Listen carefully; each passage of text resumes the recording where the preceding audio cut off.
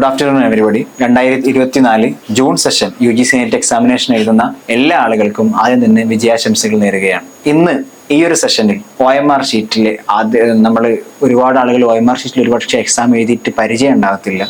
അപ്പൊ അതുകൊണ്ട് തന്നെ എങ്ങനെയാണ് OMR ഷീറ്റിൽ എക്സാം എഴുതേണ്ടത്, അത് എഴുതുന്ന സമയത്ത് നമ്മൾ ശ്രദ്ധിക്കേണ്ട കാര്യങ്ങൾ എന്തെല്ലാമാണ്, നമ്മുടെ ഹാൾ ടിക്കറ്റിനെ എങ്ങനെയാണ് നമ്മൾ കൈകാര്യം ചെയ്യേണ്ടത്, അതിലെന്തൊക്കെ നമ്മൾ ചെയ്യണം, ശ്രദ്ധിക്കണം തുടങ്ങിയിട്ടുള്ള കാര്യങ്ങൾ മാത്രമാണ് ഇന്ന് ഈ വീഡിയോയിൽ പറയുന്നത്.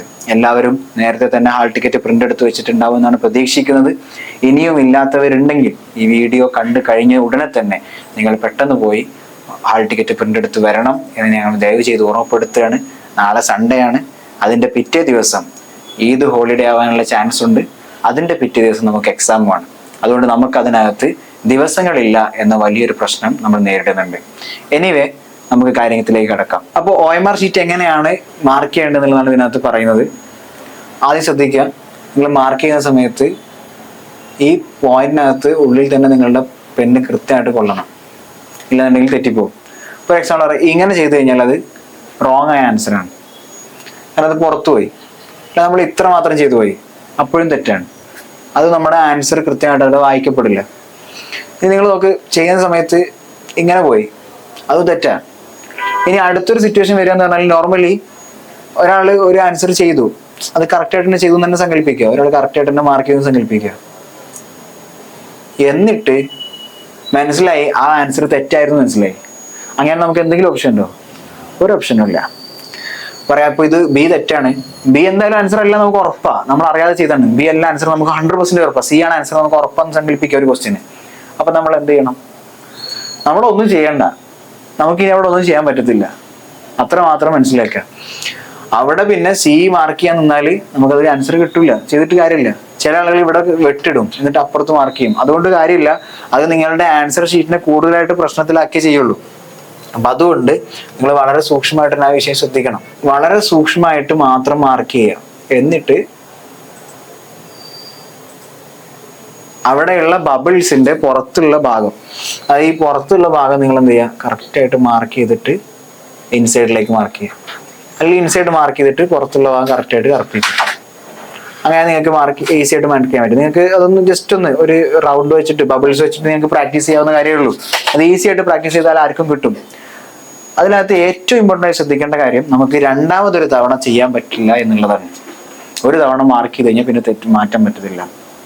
നിങ്ങൾ ഉപയോഗിക്കേണ്ടത് ബ്ലൂവോ അല്ലെങ്കിൽ ബ്ലാക്കോ ആയിട്ടുള്ള ബാൾ പെന്നുകളാണ് ഉപയോഗിക്കേണ്ടത്.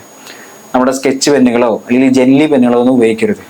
അത് നിങ്ങളെ കൃത്യമായിട്ടുള്ള ആൻസർ അതിൽ നിന്ന് സ്കെച്ച് ചെയ്തെടുക്കാതിരിക്കാനുള്ള കാരണമാവും. അതുകൊണ്ട് അത് വളരെ സൂക്ഷ്മമായിട്ട് തന്നെ ശ്രദ്ധിക്കണം.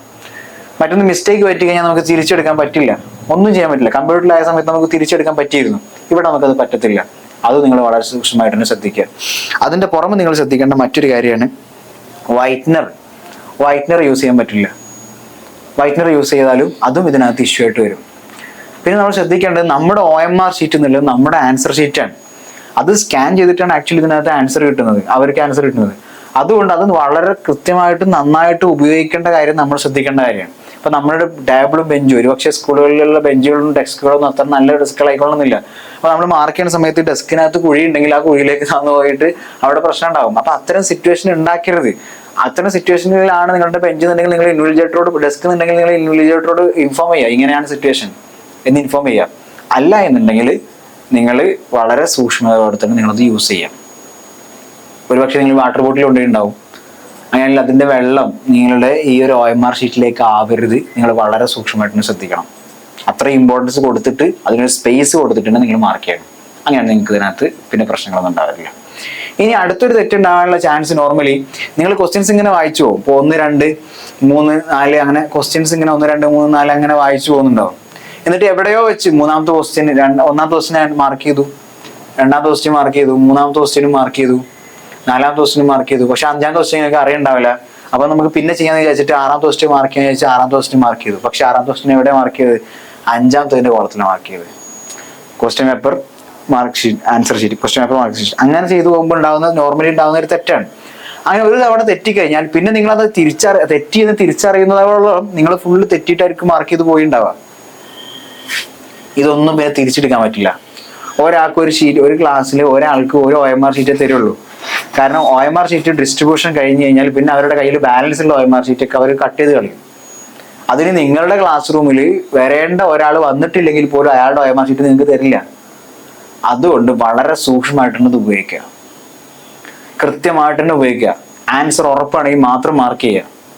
അപ്പൊ അതുകൊണ്ട് നമ്മൾ ആദ്യം തന്നെ ചെയ്യേണ്ടത് 2-3 രീതിയുണ്ട്. ഒന്ന് പറയാം, ക്വസ്റ്റ്യൻ പേപ്പർ വായിക്കുമ്പോൾ തന്നെ ക്വസ്റ്റ്യൻ വായിക്കുന്നു, ആൻസർ കിട്ടുന്നു, ആൻസർ മാർക്ക് ചെയ്യുന്നു, ആ രൂപത്തിൽ നിങ്ങൾക്ക് പോവാം. ഇനി അല്ലെങ്കിൽ നിങ്ങൾ ചെയ്യേണ്ട കാര്യം ക്വസ്റ്റ്യൻ പേപ്പറിൽ മാർക്ക് ചെയ്ത് പോകുന്നു. അവസാനത്തെ ഒരു അരമണിക്കൂറെങ്കിലും ബാലൻസ് വെച്ചിട്ട് കംപ്ലീറ്റ് OMR ഇരുന്ന് മാർക്ക് ചെയ്യുന്നു കൃത്യമായിട്ട്. ഇങ്ങനെയും ചെയ്യാം. നിങ്ങളുടെ കൺവീനിയൻസ് അനുസരിച്ചാണ് നിങ്ങൾക്ക് ചെയ്യേണ്ടത്. വേറൊരു ഓപ്ഷനും ഉണ്ട്. നിങ്ങൾ ക്വസ്റ്റ്യൻ പേപ്പർ വായിക്കുന്നു, മാർക്ക് ചെയ്യുന്ന സമയത്ത് സിമ്പിൾ ആയിട്ട് മാർക്ക് ചെയ്ത് പോവാം. ഈസി ആയിട്ട് സിമ്പിൾ ആയിട്ട് മാർക്ക് ചെയ്ത് പോവാം. എന്നിട്ട് അവസാനത്തെ ഒരു 1/4 മണിക്കൂറിൽ കൃത്യമായിട്ട് ക്ലിയർ ആയിട്ട് മാർക്ക് ചെയ്യും. അങ്ങനെ ഓപ്ഷൻ ഉണ്ട്. അപ്പൊ നിങ്ങൾക്ക് ഏറ്റവും കൺവീനിയൻസ് ആയിട്ട് തോന്നുന്നത് ഏത് രൂപമാണോ ആ രൂപത്തിൽ നിങ്ങൾ മാർക്ക് ചെയ്യുക. ഒരിക്കലും ഇൻകംപ്ലീറ്റ് ആയിട്ട് മാർക്ക് ചെയ്യരുത്, ഓവറായിട്ട് മാർക്ക് ചെയ്യരുത്. രണ്ടും തെറ്റാണ്. ഇനി മാർക്കിംഗ് അല്ലാത്ത ഒരു സ്പേസിലും OMR ഷീറ്റിൽ നിങ്ങൾ എവിടെയും ഒന്നും തന്നെ എഴുതി വെക്കരുത്. നിങ്ങൾ ഗ്രാഫ് വരയ്ക്കുകയോ സൈഡിൽ എഴുതി വെക്കുകയോ അപ്പുറത്ത് എഴുതി വെക്കുകയോ ഇപ്പുറത്ത് എഴുതി വെക്കുകയോ ഇന്നൊന്നും ചെയ്യരുത്.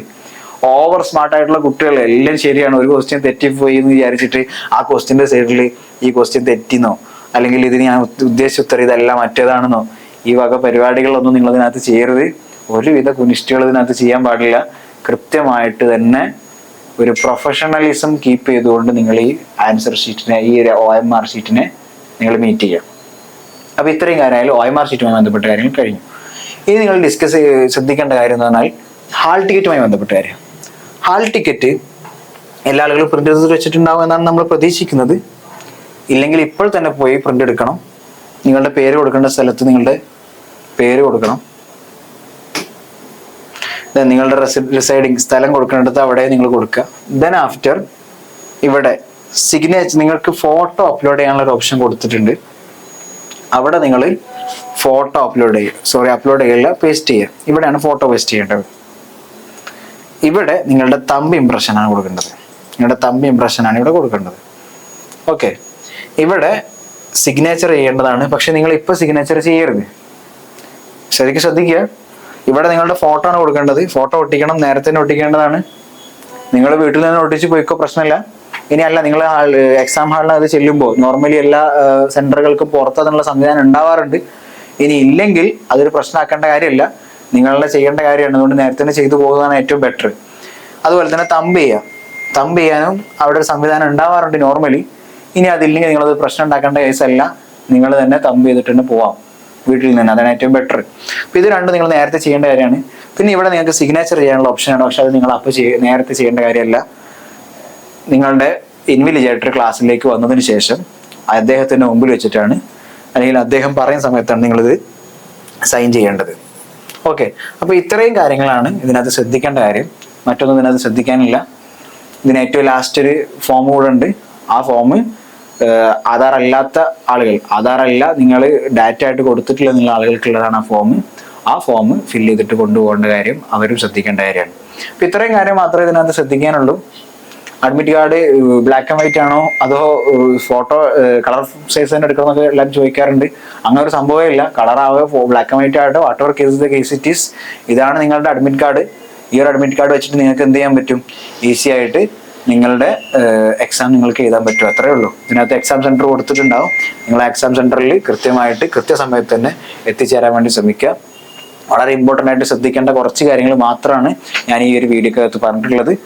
എഗെയിൻ പറയുന്നു, എല്ലാവർക്കും ഒരിക്കൽ കൂടെ വിജയാശംസകൾ നേരുകയാണ്. ശ്രദ്ധിക്കേണ്ട പ്രധാനപ്പെട്ട കാര്യങ്ങളിൽ ഒന്ന് നിങ്ങളുടെ OMR ഷീറ്റുമായി ബന്ധപ്പെട്ട് ഞാൻ നേരത്തെ പറഞ്ഞ കാര്യങ്ങളാണ്. മറ്റൊന്ന്, എക്സാമിന് ഒരിക്കലും ഹറി ആയിട്ട് നിങ്ങൾ എക്സാമിന് പോകരുത്. വളരെ നേരത്തെ തന്നെ സമയം എടുത്തുകൊണ്ട് തന്നെ എക്സാം ഹാളിലേക്ക് എത്തിച്ചേരുക.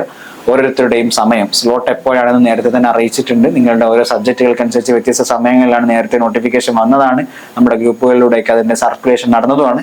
അപ്പോൾ അതുകൊണ്ട് തന്നെ നിങ്ങൾ കൃത്യസമയം പാലിക്കുക. നേരത്തെ തന്നെ നിങ്ങളുടെ ഹാളിലേക്ക് എത്തുക. നിങ്ങളുടെ കയ്യിൽ ഹാൾ ടിക്കറ്റ് ഉണ്ടെന്ന് ഉറപ്പുവരുത്തുക. ഈ പറയപ്പെട്ട കാര്യങ്ങളൊക്കെ നിങ്ങളുടെ കയ്യിലുണ്ടെന്ന് ഉറപ്പുവരുത്തിയിട്ട് നിങ്ങൾ അവിടെ പോയി ഇരുന്ന് നിങ്ങളുടെ എക്സാം വളരെ സന്തോഷത്തോടു കൂടി തന്നെ എഴുതാം. ഒരിക്കലും സ്ട്രെസ് ആവരുത്. നിങ്ങൾക്ക് ഒരു ഉത്തരം കിട്ടിയില്ല, അത് വലിയ സംഭവമൊന്നുമല്ല. നിങ്ങൾക്ക് ഉത്തരം കിട്ടിയില്ലെങ്കിൽ പ്രശ്നമല്ല. ലോകത്തെ എല്ലാവർക്കും എല്ലാ ഉത്തരങ്ങളും ഒരിക്കലും കിട്ടത്തില്ല. നിങ്ങൾ എക്സാമിനേഷൻ കഴിഞ്ഞ് പുറത്തിറങ്ങുമ്പോഴും നിങ്ങൾക്ക് സ്ട്രെസ് ലൈഫിലേക്ക് മാറേണ്ട കാര്യമില്ല. എക്സാമിനേഷൻ സമയത്തും നിങ്ങൾക്ക് ഒരു ഉത്തരം കിട്ടിയില്ല, കിട്ടുമെന്ന് ഉറപ്പുള്ള 100% ഞാൻ മാത്സ് പഠിച്ചതാണ്, മാത്തമാറ്റിക്സ് പഠിച്ചതാണ്, പക്ഷെ മാത്സിനകത്ത് ഒരുപാട് ക്വസ്റ്റ്യൻസ് ഒന്നും കൂടി എനിക്ക് ചെയ്യാൻ പറ്റിയില്ല. എന്നാലും നിങ്ങളത് വിട്. കാരണം അല്ലാതെ ഇഷ്ടംപോലെ ക്വസ്റ്റ്യൻസ് ഉണ്ടല്ലോ. ചിലപ്പോൾ നിങ്ങൾക്ക് ആ ക്വസ്റ്റ്യൻ കൊണ്ടാണല്ലോ ജയിച്ചതെങ്കിലോ. മറ്റൊരു കാര്യം ശ്രദ്ധിക്കാനുള്ളത്, നെഗറ്റീവ് മാർക്ക് ഇല്ലാത്തത് കൊണ്ട് തന്നെ 100 ക്വസ്റ്റ്യനും കംപ്ലീറ്റ് ആയിട്ട് ചെയ്യുമെന്ന് നിങ്ങൾ ഉറപ്പുവരുത്തിയിട്ട് തന്നെ പുറത്തിറങ്ങാം. എനിക്ക് ഉറപ്പുണ്ട് ഒരുപാട് സ്റ്റുഡൻസ് എക്സാം കഴിഞ്ഞാൽ തിരിച്ച് വിളിച്ച് പറയായിരിക്കും, സാറേ സമയം കിട്ടിയില്ല എന്നുള്ളത്. ആ ഒരു സിറ്റുവേഷൻ നിങ്ങളിൽ ആർക്കും ഉണ്ടാവരുത്. സമയം കൃത്യമായിട്ട് എല്ലാവരും മാനേജ് ചെയ്ത് തന്നെ എക്സാം എഴുതണം. ഓക്കെ, ക്ലിയർ ആണല്ലോ? അപ്പോൾ ഇത്രയും കാര്യങ്ങളാണ് നിങ്ങളോട് ഈ ഒരു സമയത്ത് പറയാനുള്ളത്. എല്ലാവർക്കും വിജയാശംസകൾ നേരുന്നു. ഇനി എക്സാം കഴിഞ്ഞിട്ട് വീണ്ടും കാണാം. Thank you.